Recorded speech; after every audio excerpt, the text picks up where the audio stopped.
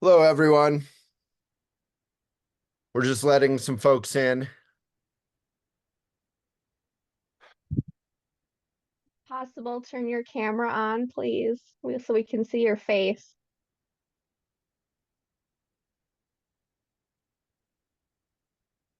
Hey, Maggie. Sharon. Hey, Lauren. Hey, Lisa. Good to see your face, Lisa.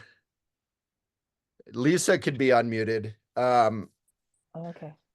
So we'll just do a little intro here. Let's begin with a good posture.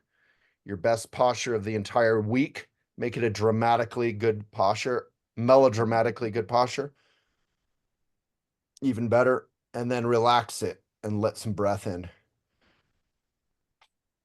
And then with respect and friendliness, looking at one another, thinking about our world, give it away. So thanks so much for coming. You know, it's hard to know what to say these days. Elephant is going strong, minus the strong. We're still going, which is quite an accomplishment. I'm quite proud of it. It's a little bit like, you know, we're running like Jerry's General Store with some old timers on the the wooden rocking chairs on the porch, spitting tobacco. And meanwhile, Walmart moved in next door, and Amazon is running its leaf blowers all over the property. And um, you know, I'm proud that we're still here. I I don't want to live in a world, let alone raise children in a world that is monopolized by big tech and greed and all that. So that's easy to say. But independent media. Can anyone name an independent media site? Mindful independent media site, even not very mindful. It's hard to think of one. 8 years ago, there were an entire ecosystem. Remember mommy blogs and remember blogging? All of this is gone.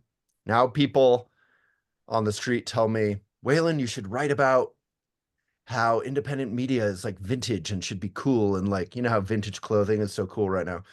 And I was like, where are you envisioning I write about that? And they're like, oh, right.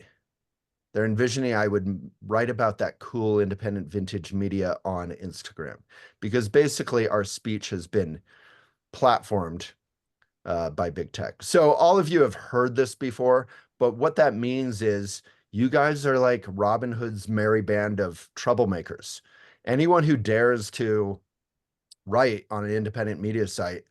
And what does independent mean? It just means that we're not, that money isn't the number one focus. I think that's very clear with Elephant.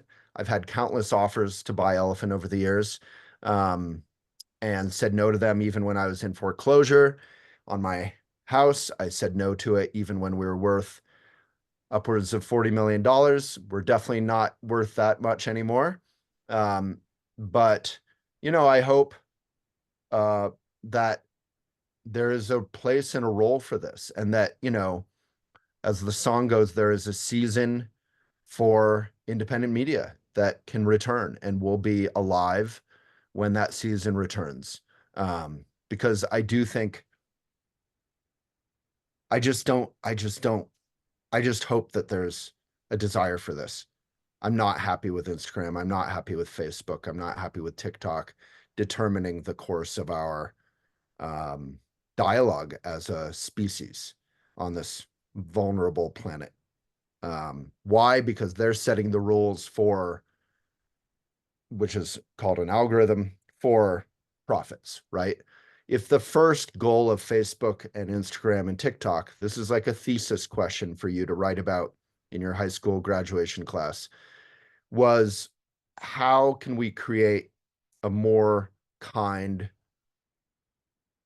communicative, vulnerable, caring society? Algorithms would look differently. And that's what we've really tried to do with the ecosystem on Elephant. Have we succeeded?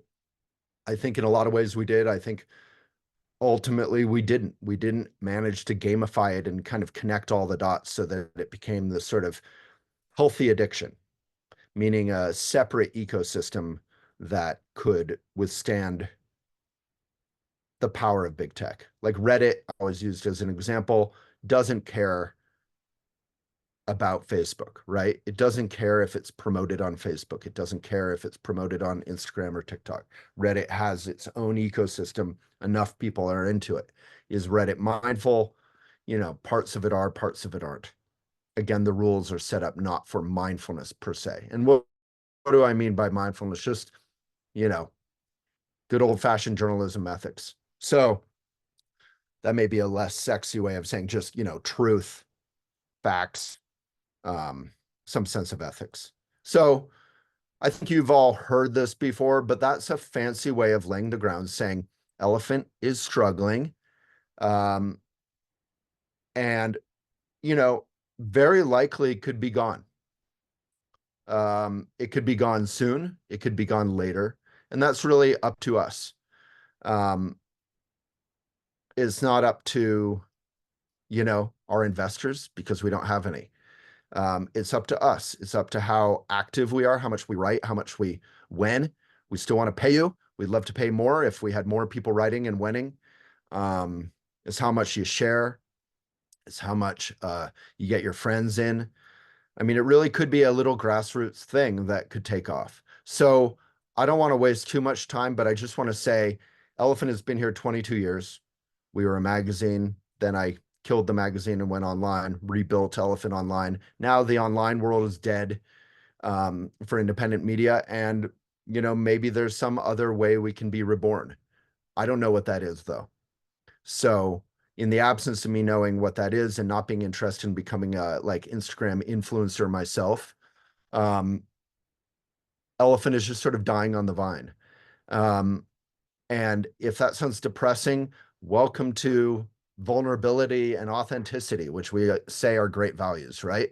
I could come here and blow smoke up your butts and pretend everything's great. But the fact is, you know, we've just cut Lisa's hours from full time to 10 hours a week, I think. Hope that's okay to say. Nicole is going on maternity leave, which we're very happy to be a small part of, but you know, and support. But you know, basically we're continually reducing staff. Why are we doing that? Not because they're not amazing. Honestly, I would work with Nicole, Lisa, Elian, who's already almost gone, and other members of our crew until the day I died, which would be before them because I'm getting older. And, you know, we've had an amazing team at Elephant. So I don't know. That's all I have to say. I just want to say, like, if we care about Elephant, and I know you do because you guys showed up, then, you know, please get your friends, get 100 friends to get the newsletter. It's not enough to get the newsletter, which is free. You have to open it. It's not enough to open it. You have to read one article in it. Could be your own. It's not enough to read it. You have to share it. And that is enough. If you do those 4 things, that alone could regrow Elephant. We still have, you know, I don't know numbers lately because we just canceled our numbers service because we had to pay for it. But, you know, we still have Google Analytics, which can measure stuff, but we have hundreds of thousands of readers at the very least, maybe millions a year. We used to have many millions a month. So there's still, you know, I have written 2 blogs in the last 2 days. I've been running around the US with my fiance. We're getting married in a month. And she's been dealing with custody stuff, which is incredibly difficult and heartbreaking. And, you know, I've been trying to support her in that. So I appreciate that Elephant has been able to support my ability to do that. But now that I'm back, I've written a couple articles just today and yesterday. And the more we can write, do videos, get our friends to share, et cetera, you know the drill.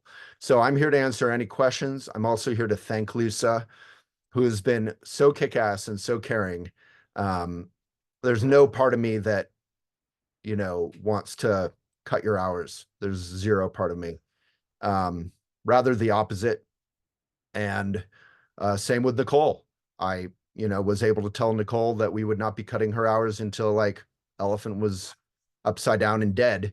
And then I think a month or two later, I had to tell her we needed to cut her hours when she returned, because we just are getting cut off.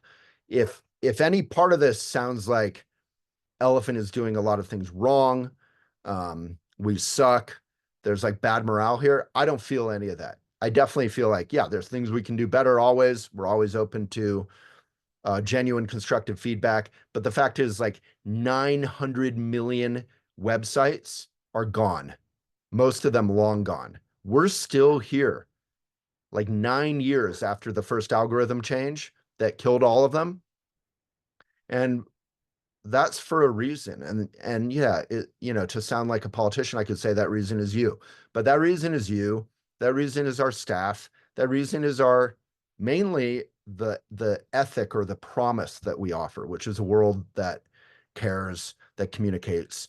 I can't tell you how many people have come up to me and said, "Oh, I did this life change because of Elephant.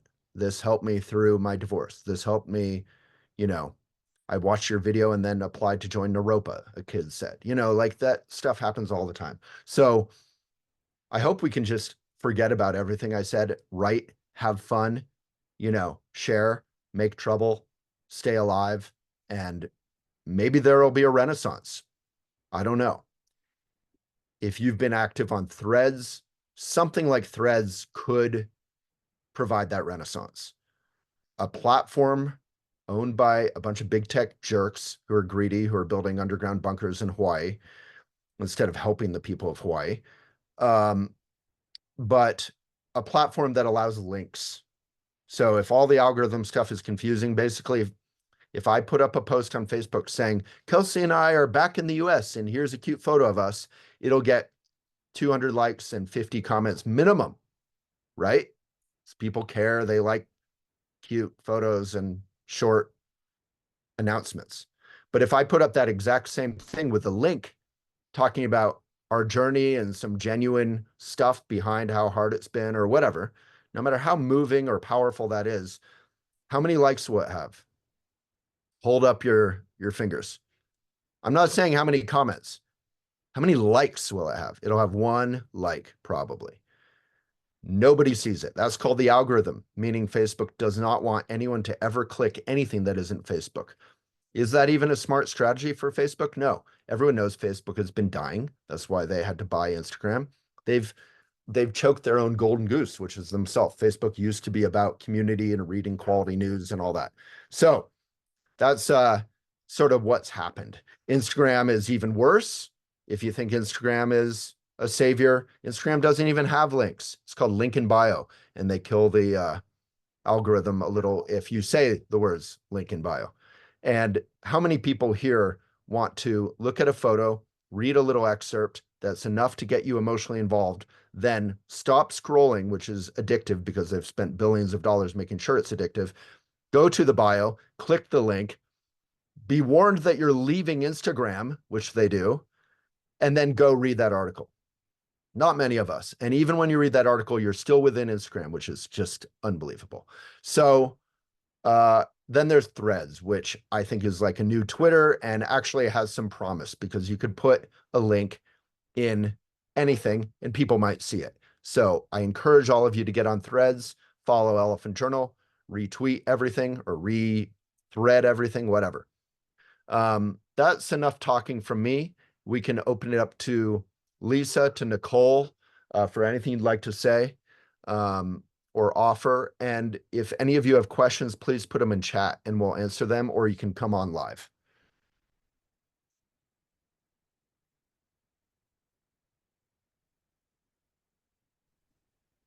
I don't really have much to say, but thank you to everybody who writes and shares and is so sweet and kind. I know I DM personally some of you guys pretty regularly.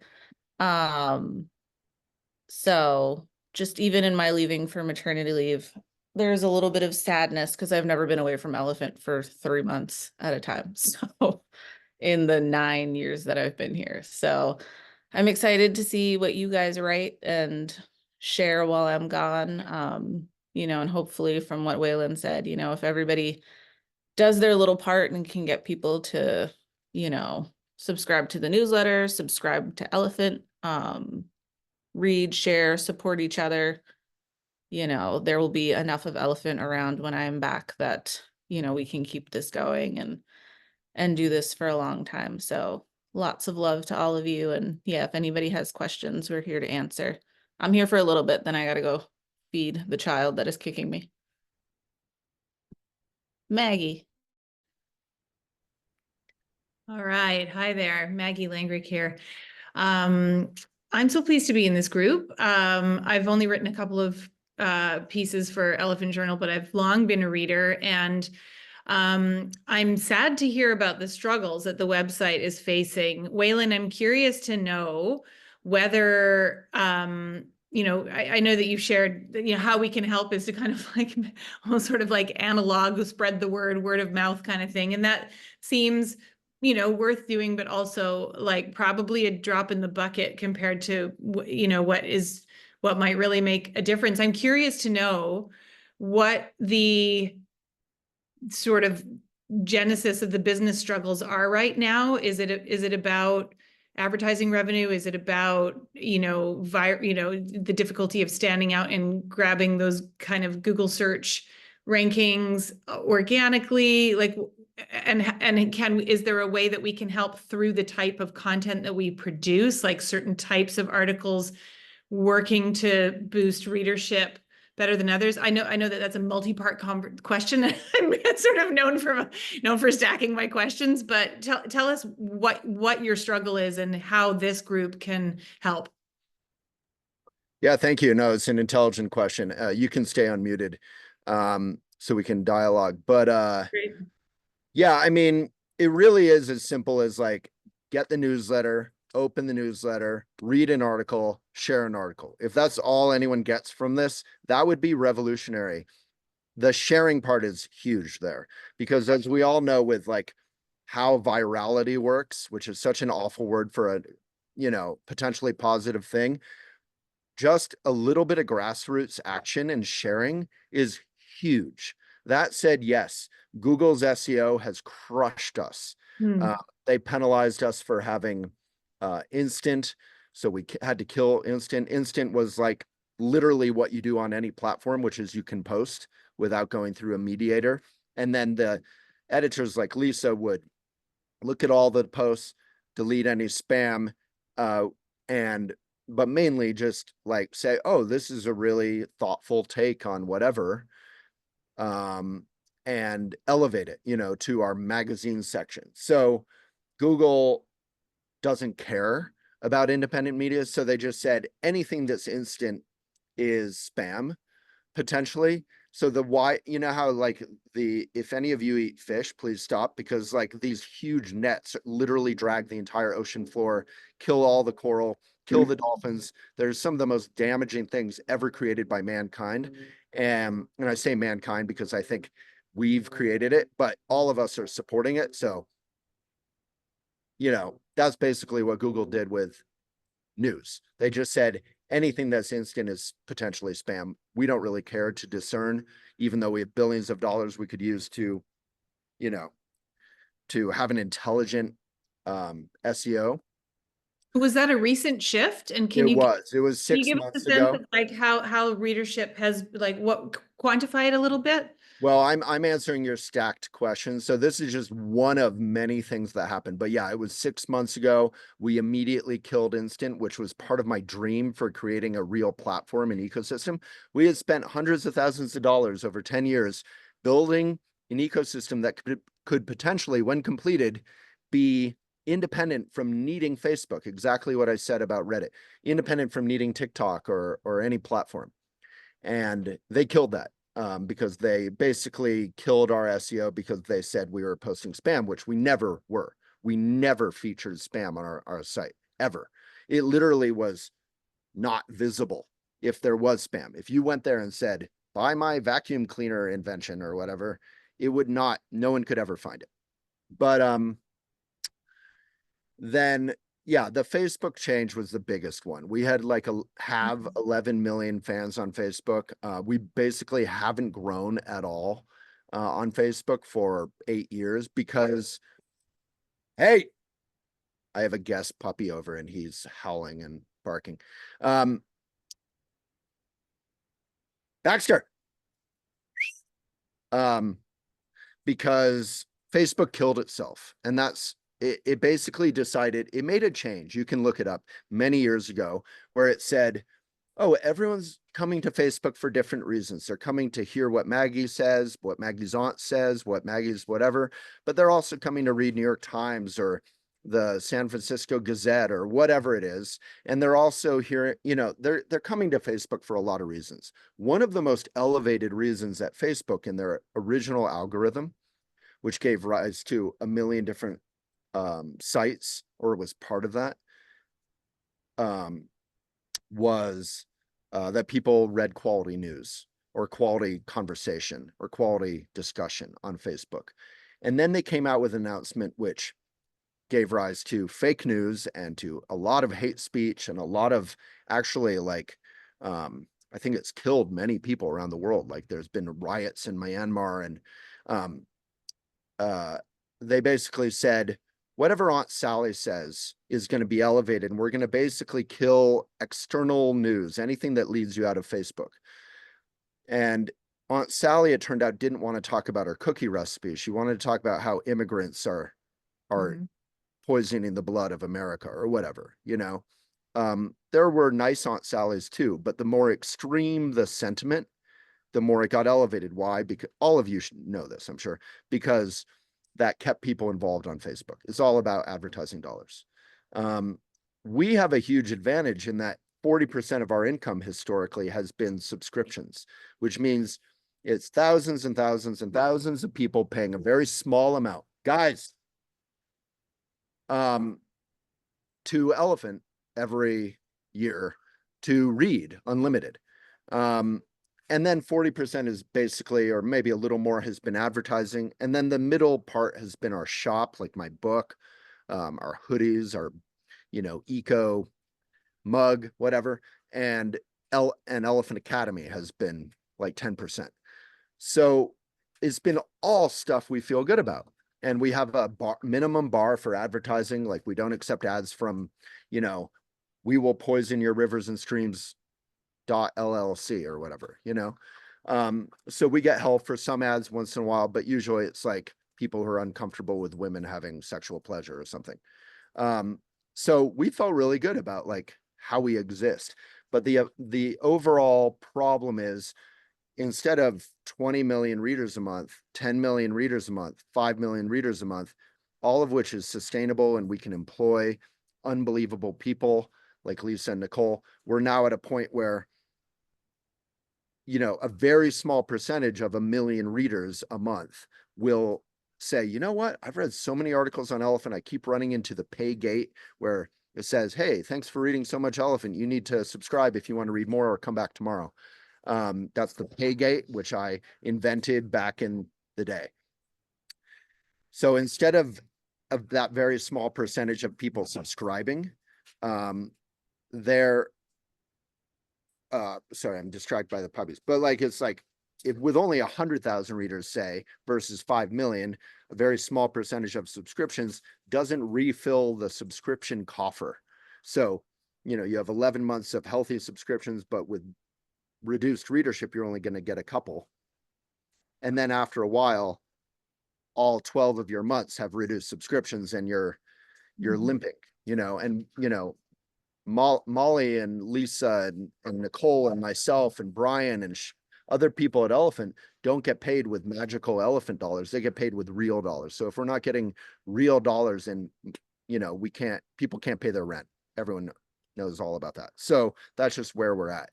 And I think Lisa and Nicole, I think we've done an excellent job, which is not going to make anyone that happy, at being transparent and being honest and like really trying to communicate about within Elephant about our staff issues or our money or whatever. So it's been pretty low drama, but it basically feels, it feels sad. We've really had an amazing staff, and our articles are still great. And like, I think it's sort of like we just feel like these farmers who are making an amazing product, but we can't get it to market. People want the articles exist, but we're bottlenecked by Facebook, Instagram, Threads, TikTok. There's no way to get it across through social. So that's why we're trying to build an independent ecosystem, which was a little bit like trying to get through the Alps, in the middle of winter. And we did a lot of it, but then, we just basically ran out of money and Google killed the SEO part. So sorry, I got a little distracted with the puppies, but I'm inside now because one of the puppies owners came. Go ahead.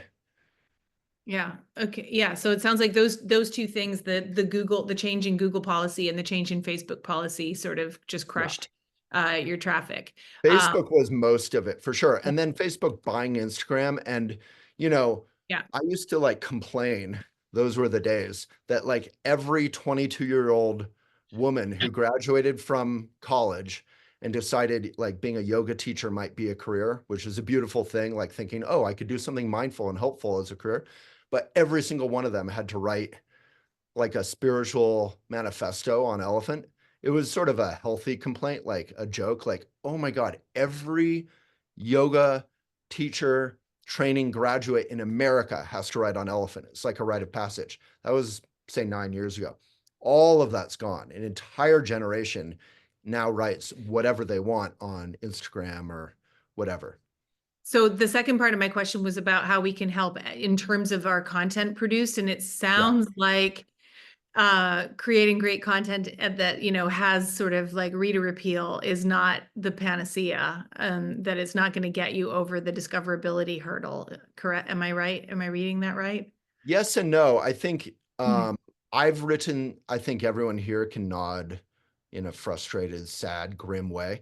I've written some great articles on Elephant that are thoughtful, maybe slightly edgy or controversial, and 250 people have read them in the last 6 months.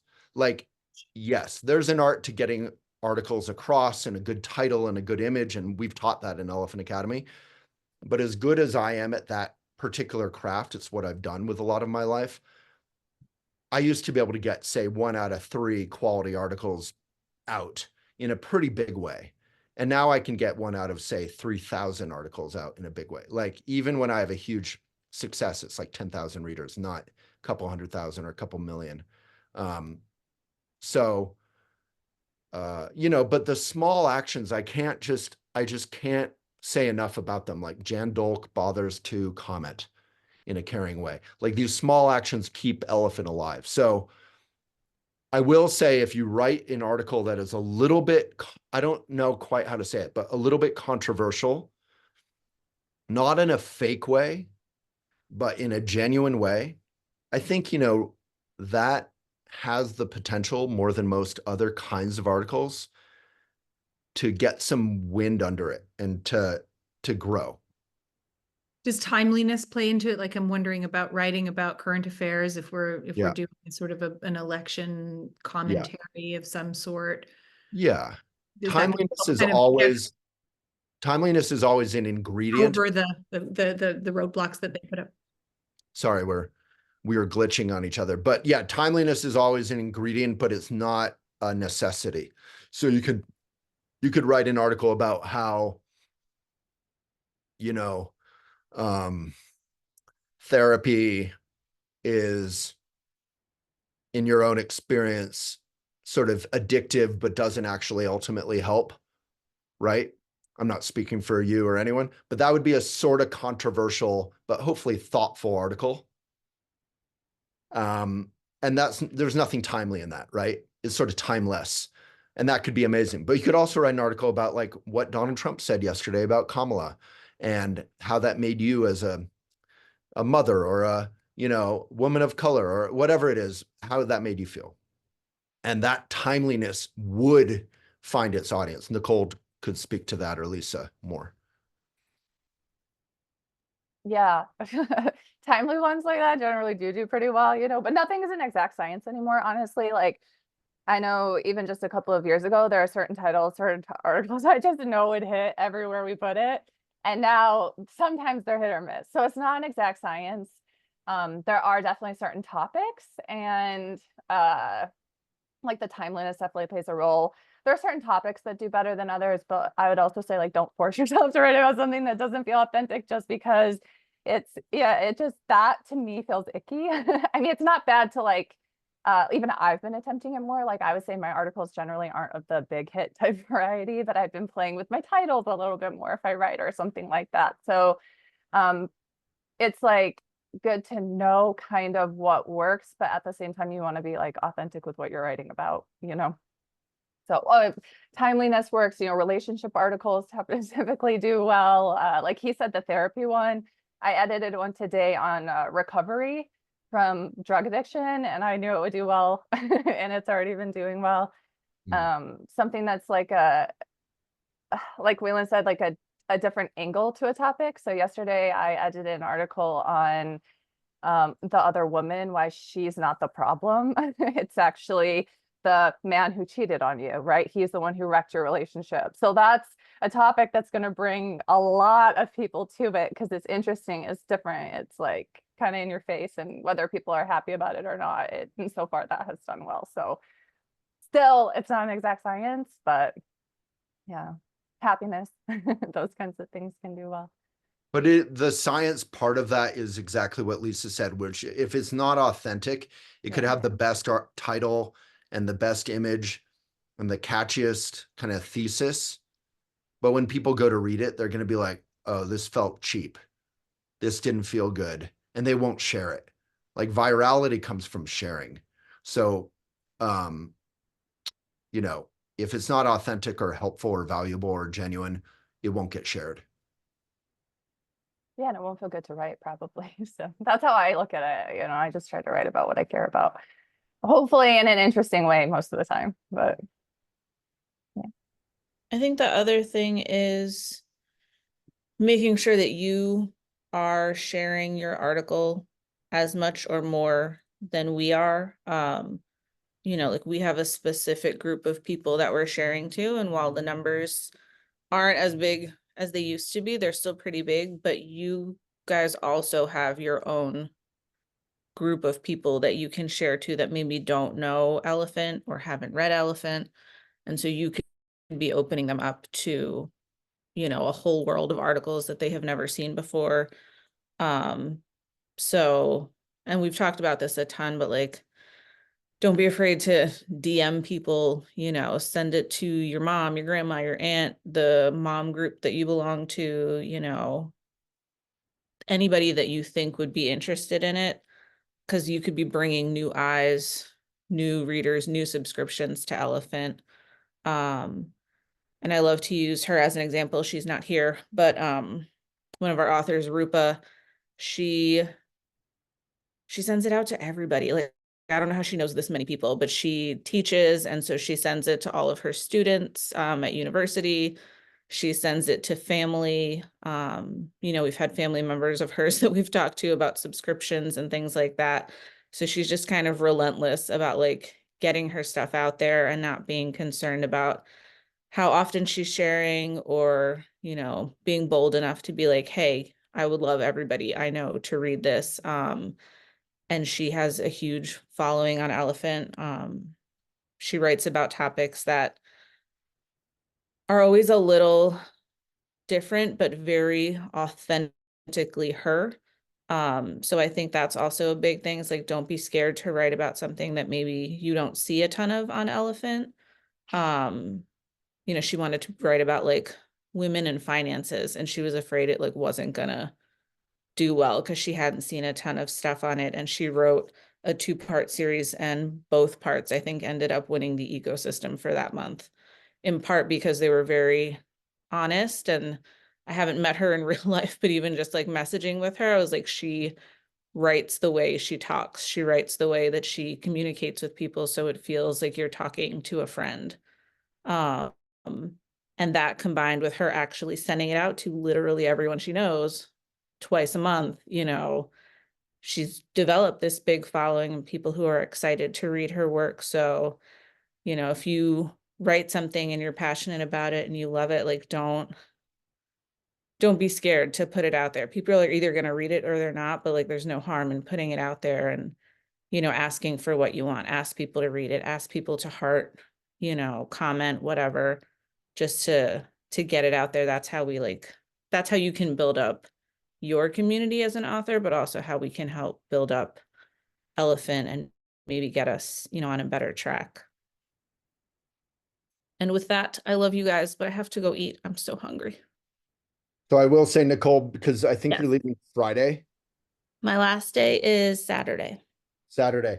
I really want to try to have a handoff with you and get a little training before you take off. I just want to say that directly because I may not see Yes. you. Okay, even brief. Absolutely. I need it. Okay, All right. sounds good. Yeah. Thank you guys. Bye. Thank you, Nicole. Nicole's amazing. Thanks. Yeah, editor at large. Do you mean like volunteer editor kind of stuff or? Oh, you're muted. You're muted, Jen.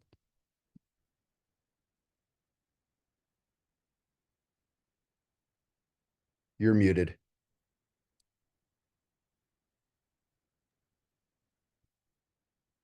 Still, yeah. Enter an invite. Okay, good. Yeah. That was a lot of waste. Anyway, last time we had an academy, I was one of the few people who had the opportunity to volunteer for an entire year as an editor at large. And it was one of the most amazing things I've ever done. I learned so much. The editors did say that it was a lot of work for them. And I can't speak to that. Only Lisa and Nicole can. But I'm going to be one of the mentors starting next week. So I would love to see if that can work. And if it helps them, then I would love to be doing that again. And there are other people mentoring who were also editors at large. Yeah, I would say like when Elephant was growing many years ago and we were young and we didn't really have much in the way of staff or money, before I created the Paygate, for years we had like a volunteer crew of editors, and that's likely what we're gonna have to return to for the most part. Hopefully we'll have a couple editors, at least part-time, but yeah, that'll definitely be, I mean, I guess my hope for Elephant is that it can stay alive, like keep the lights on. And at some point, something like Threads or something comes out and everyone get on Threads and share your articles there and tag Elephant. Like that's a basic start. You know, and we can find some platform where we can get it out, because so far every platform has become more and more cynical and more about itself. And again, that's not even intelligent capitalism. Like Facebook has killed its own success because it strangled its own algorithm. So the answer is basically yes. And as you mentioned the academy, we're basically doing the last academy because we, you know, without having big reach and big readership, we can't get the word out. Again, the academy is something that like everyone loves who does it. It's been the best thing we do. It's incredibly fun and quality and meaningful. And, you know, mentors like you, Jan, come back again and again, which is so helpful and a sign of how meaningful and fun and all that it can be. But yeah, we just can't sustain anything because we're sort of like underwater gurgling right now. Not drowning quite, but we can't get the message out. So the answer is yes to editors, volunteer editors, or at large, midterm, not even long term. That could be very helpful. And it is work because we can't really train consistently, and you know, people do different things, and you know, so there still has to be like an editor somewhere. But yeah, I used to edit or touch every single article on Elephant for years. I don't miss those days because I was basically like wired in physically to Elephant. But you know, we'll likely be heading back to some form of that. Yeah, Jill, anyone can ask something directly too, if you'd like.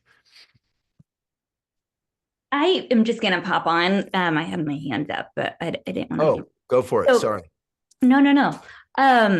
So I'm just like, I'm just kind of like taking a step back to look at like, you know, obviously things are changing with the algorithm that's making it hard.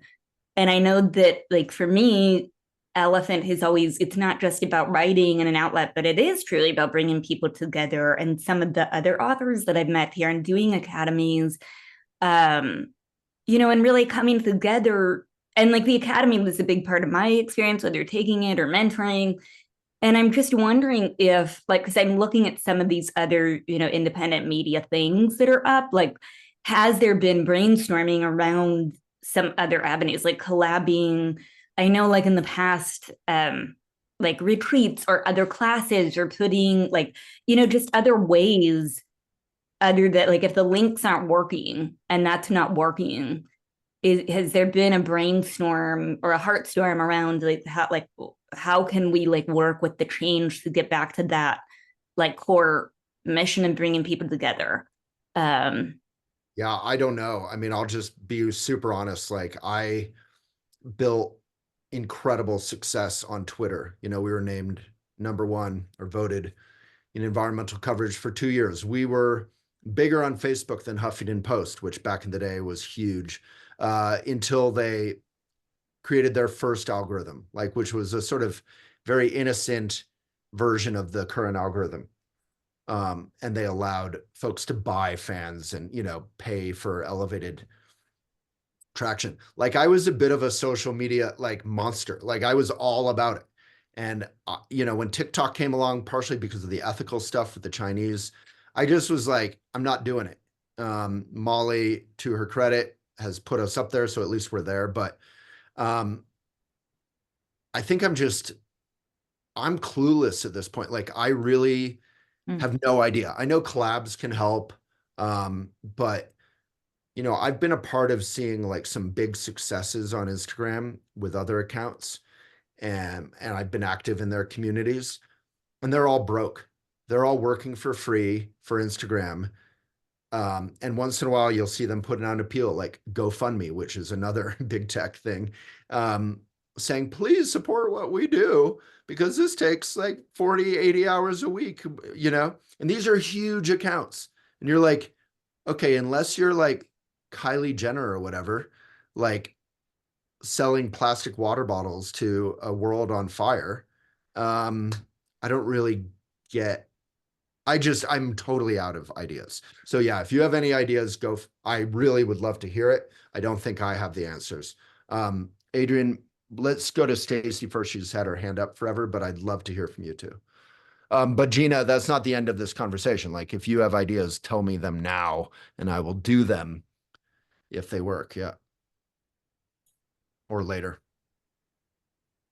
But yeah, I'm out of ideas. The only idea I currently have, because it seems to be the only thing that works, is to make myself a sort of Instagram influencer for eco stuff and for mindfulness stuff. Like, I used to do that on YouTube, and we got huge videos, 500,000 views, 300,000 views, 100,000. We had 35,000 subscribers as of like 10 years ago, and we're growing like this. And then we killed our own YouTube channel because basically my staff at the time was like, look, you're doing all this huge viral success on YouTube. Guess what it's doing for you financially? Nothing. We didn't get a single dollar from it because Google said, well, Google owns YouTube. Google said, well, you have sexuality on your website, so we will not support any advertising dollars going to your YouTube account. Our sexuality on Elephant, needless to say, is not pornography. You know, it's about sexuality. And yeah, if there's anything over the line that is pornographic, that's an issue we could talk about, but it's not. I don't think, you know, young men and women everywhere are going to elephantjournal.com at 11 p.m. at night to fondle themselves. You know, it's not, there's other websites for that. So, you know, anyway, so we had $0 from YouTube. And then even worse, we were putting my interviews with these amazing people. Like, I don't know if people know the list of people I've gotten to talk with, but it's like constantly like, I'm reminded of these unbelievable, I got to talk with BKS Iyengar, right? Like, unbelievable people. Michael Pollan, whoever I looked up to short of Barack Obama, I could just invite and have on Elephant. And Dr. Andrew Weil, Deepak Chopra several times, on stage. We had all this stuff, but we would put the videos in the middle of the blogs, and guess what people would do? They would watch the videos. Then they would go to YouTube instead of reading Elephant and subscribing. So every video we put in was actually harming Elephant financially. So we basically just stopped. So I don't know how I got on that, but like basically everything we do on other platforms is structured by those platforms to be for those platforms, and they will starve you. So I'm clueless. I'm sorry if I'm probably should shut up because I'm depressing myself. Stacy. Well, I think you answered one of my questions by saying you're clueless, but my questions are more basic. So maybe you could have an answer and then we'll all feel good about it. So I'm fairly new to Elephant. I've only written, I think, 6-7 articles at this point, and Nicole has helped me with all of them. And I'm so excited for next week to do the Find Your Voice. So I'm really excited about that. So a few questions, and one maybe is just, so there's like the sharing on within having Elephant share your article. I noticed of the ones I've written, the ones that have done the best have been when, Elephant has shared, then I can reshare and say, oh, look what Elephant shared about me. Now I'm sharing with you all. What's the best way to have Elephant share is my first question. The second one is, where can I go to learn more about how to use this evil game of sharing and all of it to eventually, to like play the game of getting the articles out there and do whatever. It sounds like it's so hard, I know, with the links or whatever, but there has to be some way to use this social media beast, at least initially, to get the draw, like, the follow me and, build the following and have a platform so I can get people to subscribe to the newsletter and all of that. Is there some kind of like, because my focus is just on writing, I'm just like, I want to write because it's what I want to do. I'm writing for myself, but the sharing has become important for these reasons that you've mentioned. So, well, I mean, number one, I think Lisa can answer this better than me, but your editor shares every article that they edit. So if you write on Elephant, they'll share it to appropriate pages. So we're always sharing those. Could we let you know better which pages we're sharing to and when? Probably. But as I think Nicole said, is actually the algorithm is actually much more favored toward you than it is toward us. We have like 10, 11 million fans on 60, 75 pages. Our power as a large community is much weaker under the new algorithm system, new being last 9 years, than it is for individuals. And that's actually one little piece of the algorithm I don't really mind. It should be powerful for an individual to share their little article about their little subject instead of some behemoth, but there should be some balance there. Basically, if a community has been agreed upon by 11 million individuals that they want to follow that, we should be able to share something and have it seen by a healthy percentage of that community. So in terms of being out of ideas, I've mentioned Threads several times. I do think Threads is one area where you can say something, put up an image or not, and share your link and people actually see it.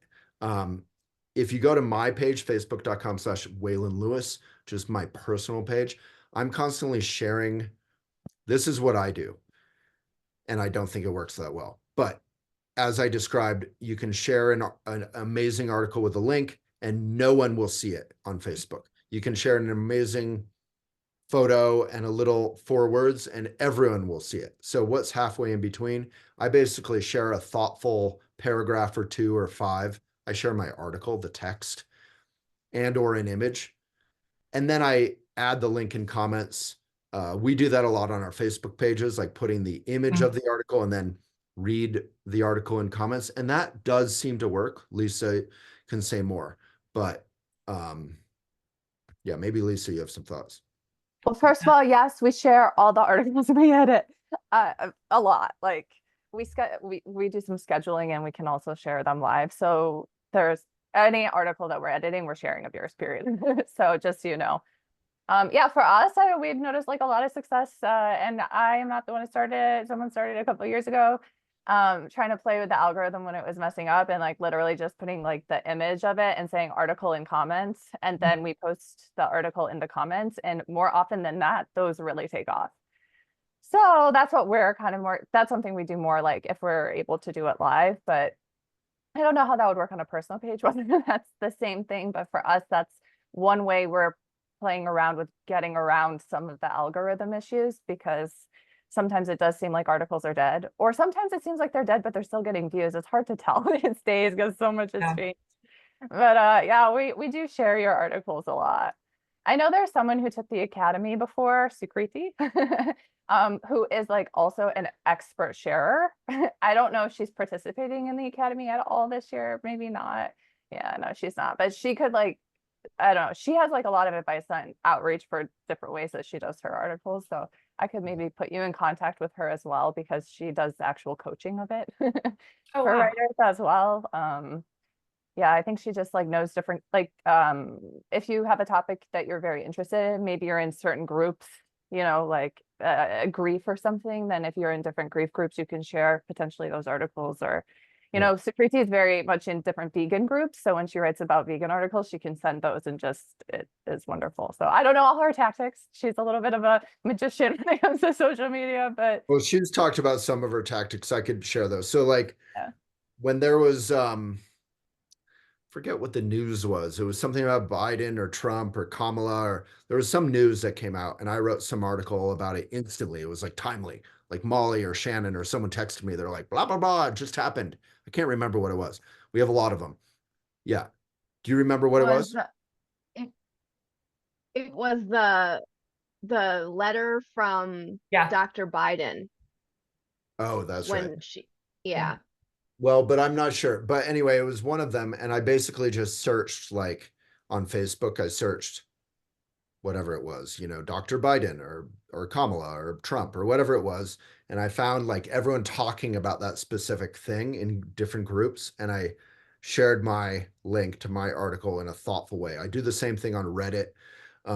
My other hot tip, as you'll see on facebook.com/Waylon Lewis, if you watch what I do, which is moderately successful, I don't think it's hugely successful, is I have a big following. I can get the word out, have big discussions.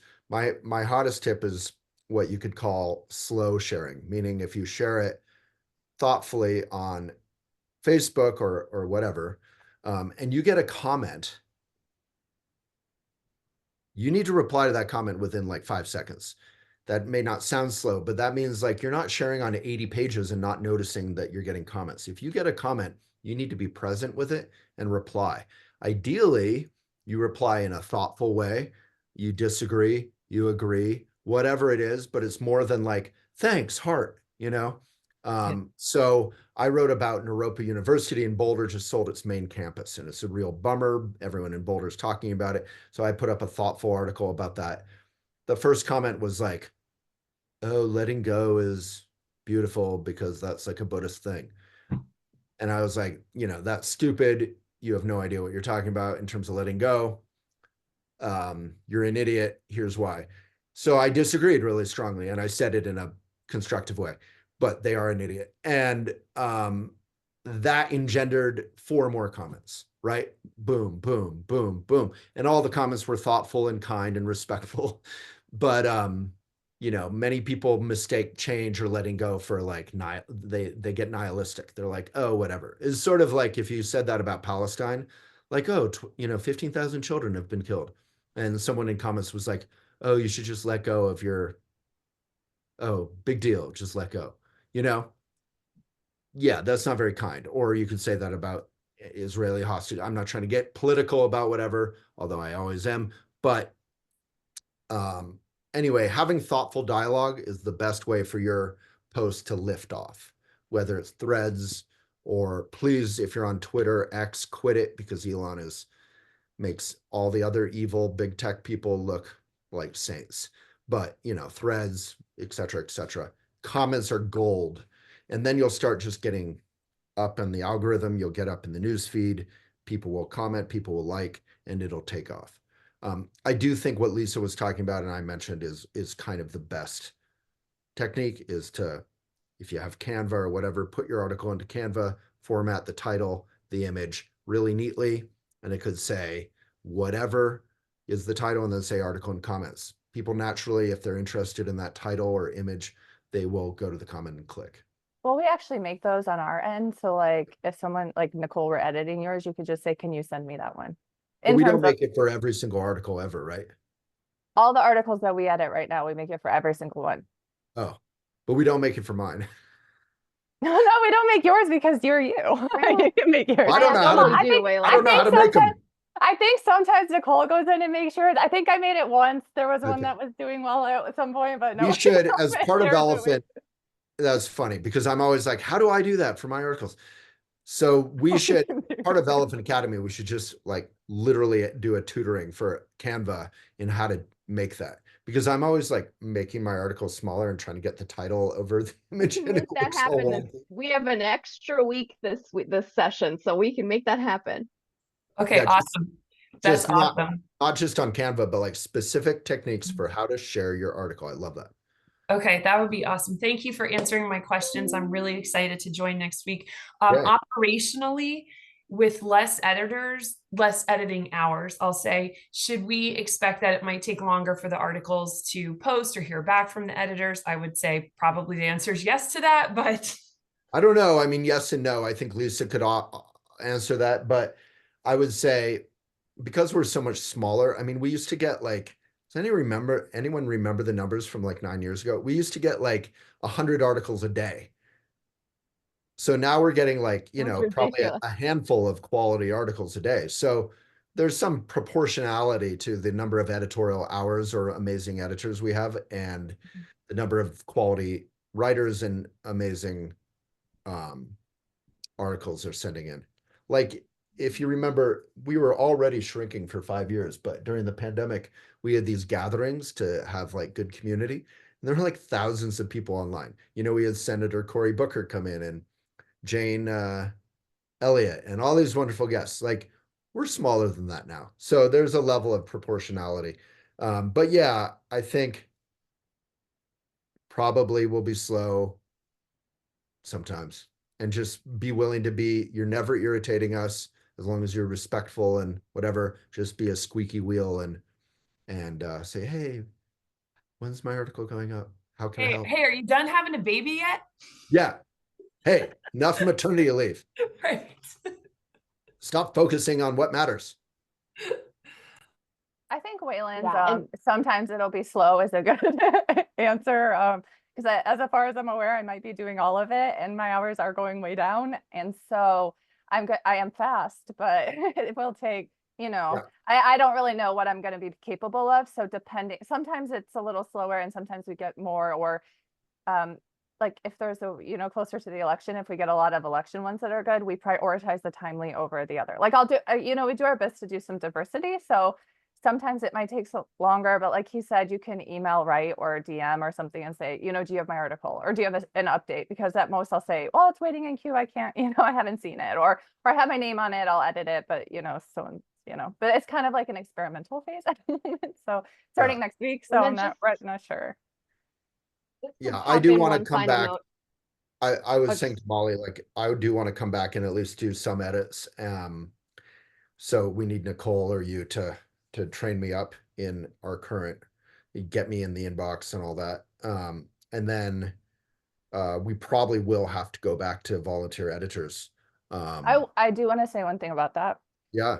It is harder or takes more time for me to have volunteer editors than to just edit them on my own. So because I know the system like the back of my hand at this point. So if there's someone else who wants to kind of look over, I mean, I liked it because it felt like a community thing. Like it was fun to kind of work with people. But in terms of efficiency, I'm just much faster on my own. Yeah, well, we don't want to interfere with you being fast, but there could be some like crew that could handle X amount of articles per week or whatever. And maybe I would be the editor, the final editor for that crew or whatever to look things over. Because if people are like, anyway, yeah, there does need to be some like checking of stuff before we publish it. because unlike Google SEO thinks, we want some sense of like general journalism ethics. Okay. Anything else? No, thank you so much for the airtime, the answers to the questions, and I can't One wait to hear reminder, it. Stacy, for $1, any friend of yours can do the Academy too with the buddy system. Everyone should do this Elephant Academy. Spread the word, because it's the last full Elephant Academy we're ever going to do. Not because it's not quality or popular, because we can't get the word out. So it's the Okay. last one we're going to do unless we have some weird comeback in 5 years. So Amazing. I will do that. awesome. Hoping for that. What's that? Hoping for that weird comeback in 5 years. Yeah. I haven't given up. I just think there's a world for that. Like independent bookstores have held on, although they're dying. You know, there's some world for non-Amazon, non-whatever. All righty, folks. I just want to make one note that I don't know if it was made like super clear. We do have lower editorial hours, but it doesn't mean that we don't care. Like, I think that came across super clearly that we still care. And so if you ever need to contact us, everyone should have the email right at elephantjournal.com, and that's for our authors. Like, that's where you can get in touch with us and ask questions on a daily basis, and that's where you can reach us. So just make sure you have that in your back pocket, and you can find either Lisa or I there, and Nicole when she gets back. That's all. All right. Thank you. Awesome. I'm Thank you, I'm wearing my everyone. elephant earrings for the meeting today. So Aw, all of us. love it. All right. Thank you, everyone. Thank you. Thank you. Bite and Bye. share. Let's bow out together.